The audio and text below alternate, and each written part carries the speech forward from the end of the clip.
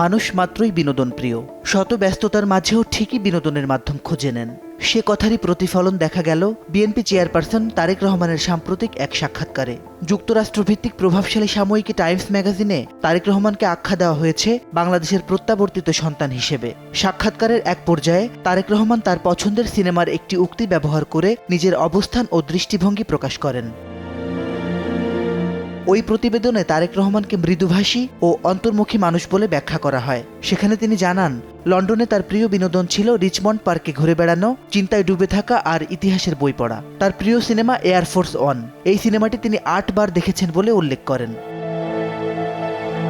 Air force one সিনেমাটি American রাজনৈতিক action thriller. Andrew W মার্লোর রচনায় উলফগ্যাং পিটারসেন পরিচালিত সিনেমাটিতে অভিনয় করেছেন Harrison Ford, Gary Oldman, Glenn ক্লোজের মতো প্রখ্যাত তারকারা। সিনেমাটিতে একদল সন্ত্রাসী তাদের দেশের কারাবন্দী স্বৈরশাসকের মুক্তির দাবি করে, কিন্তু রাষ্ট্রপতি তার বিমানটি পুনরায় দখল করে বিমানে থাকা সবাইকে উদ্ধার করার চেষ্টা করেন।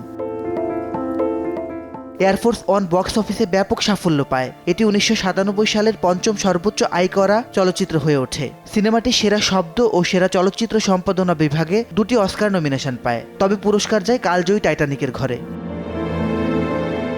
বিনোদনের মাধ্যমেও এই যে একজন রাজনৈতিক নেতা তার চিন্তাকে শানিত করার রসদ খুঁজে পান, এটি দেশের সার্বিক সাংস্কৃতিক উত্তরণে ইতিবাচক ভূমিকা রাখবে বলে মত সংশ্লিষ্টদের। মাসিদ রণ, সময় সংবাদ, ঢাকা।